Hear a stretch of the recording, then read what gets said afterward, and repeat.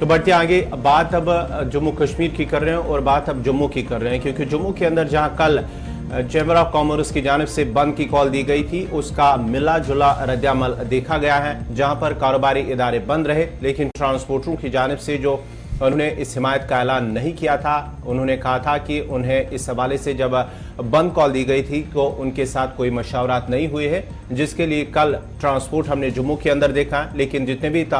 जो कारोबारी इदारे हैं वो मुकम्मल बंद रहे और साथ ही साथ कॉलेज स्कूलों में कामकाज मामूल के मुताबिक रहा, लेकिन बंद का असर देखा गया, जिससे मामलाती जिंदगी तो मुतासर हुई है। और साथ ही साथ इस बंद कॉल की हिमायत मुख्तलिफ सियासी जमातों, जिनमें नेशनल कॉन्फ्रेंस PDP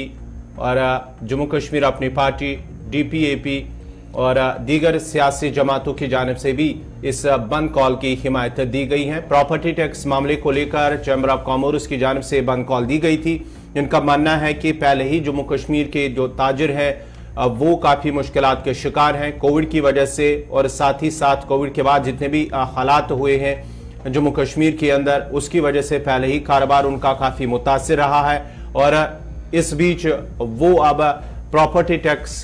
देने के सिलसिले में वो इसके हक में नहीं है, और उन्होंने LG इंतजामिया से अपील की है कि इस पर दोबारा नजरसानी की जाए। और साथ ही साथ आपको बताते चले कि 1 अप्रैल से बाज़ाब्ता तौर पर जम्मू कश्मीर के अंदर प्रॉपर्टी टैक्स का निफाज होगा और 1 अप्रैल से अब प्रॉपर्टी टैक्स देना होगा। लेकिन दूसरी तरफ से इंतजामिया की जानिब से इस हवाले से पहले ही वजाहत की गई है कि लोगों के अंदर अगर कोई कंफ्यूजन है उसे दूर करने के लिए इंतजामिया के दरवाजे हमेशा खुले हैं। LG की जानिब से भी बाज़ाब्ता तौर पर कहा गया है,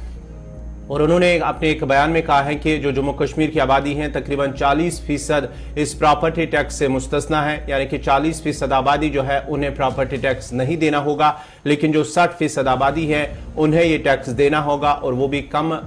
जो रकूमत है वो अदा करने होगी। ये LG इंतजामिया की जानिब से कहा गया। लेकिन ताजुर अंजुमन सियासी जमातों की जानिब से इसकी मुखालफत की गई है और कहा कि इससे वापस लिया जाए। अभी जम्मू कश्मीर के अंदर ऐसे हालात नहीं है कि लोग प्रॉपर्टी टैक्स अदा करें। तस्वीरें कल दिन भर की अलग अलग मकामात से बार एसोसिएशन ने भी अपना कामकाज मुअत्तल करके इस बंद की हिमायत का ऐलान किया था। दूसरी तरफ हमने देखा जब इसका मिला जुला असर था, लेकिन उन सब के बीच में ट्रांसपोर्ट चल रहा था, क्योंकि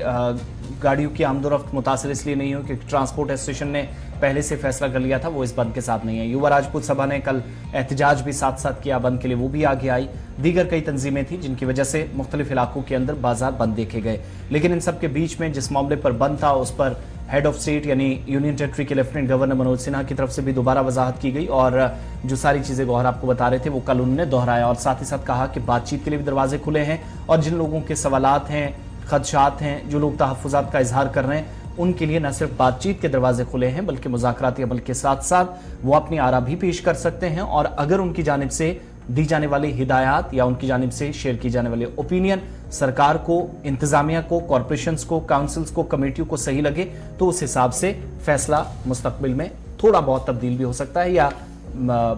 19-20 का फर्क भी महसूस किया जा सकता है। लेकिन बात जब जम्मू की है तो जम्मू इसलिए भी सुर्खियों में था क्योंकि इसी बंद के दौरान एक तरफ कैंडल मार्च, थोड़ी देर में उस पर भी चलेंगे, लेकिन साथ ही साथ ऑल पार्टी मीटिंग भी थी। ऑल पार्टी मीटिंग में डॉक्टर फारूक अब्दुल्ला समेत मुतअद्दिद सियासी जमातों के लीडरान थे, और डॉक्टर फारूक अब्दुल्ला की तरफ से ही इस ऑल पार्टी मीटिंग को बुलाया गया था। लेकिन जिन लोगों ने शिरकत की इसमें कांग्रेस के सदर वकार रसूल वानी थे,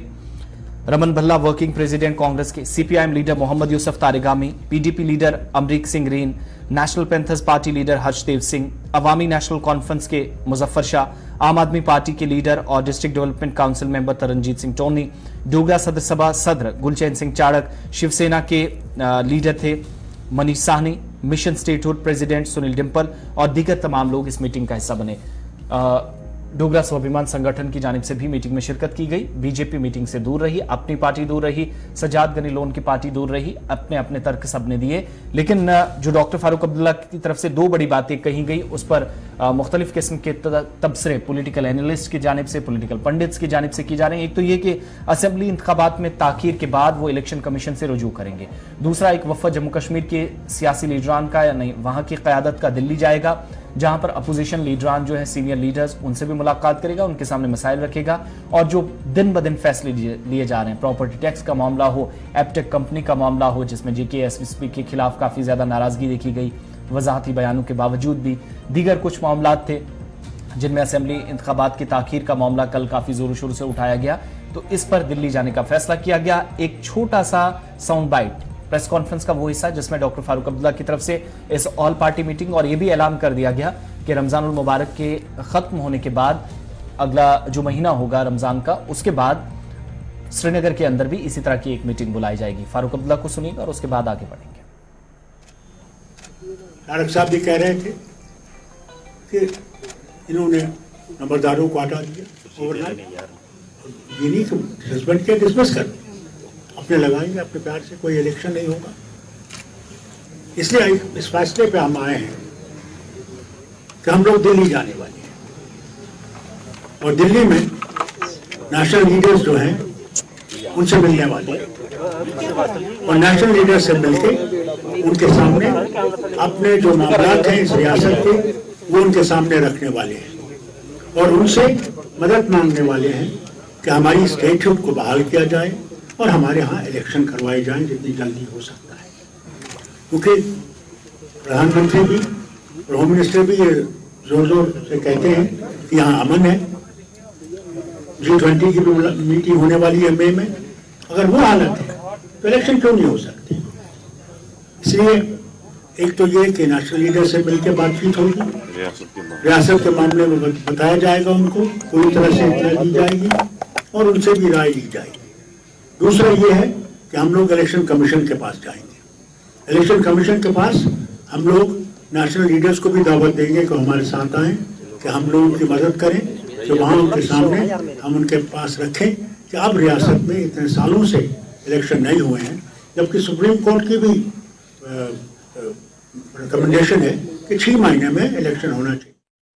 Farooq Abdullah all party meeting के बाद बात कर रहे थे और नाराजगी, अगर सब कुछ ठीक ठाक है तो असेंबली इंतखाबात में ताखीर क्यों, परेशानी क्यों, नए नए फैसले लिए जा रहे हैं अवाम के लिए सर। तो दूसरी जानिब जो बयान बीजेपी का आया और बीजेपी ने फील्ड लीडर्स इन्हें उन तमाम लोगों को रिजेक्टेड लीडर्स करार दिया और यहां तक कि बीजेपी की तरफ से ये भी कहा गया कि असेंबली ऑफ रिजेक्टेड पॉलिटिशियंस ये थी। कल जिनने मीटिंग में शिरकत की ये तमाम वो लोग हैं जिनको ऑलरेडी अवाम रिजेक्ट कर चुकी है और अब आज की मीटिंग महज दिखावा है, अपनी पोजीशन मजबूत बता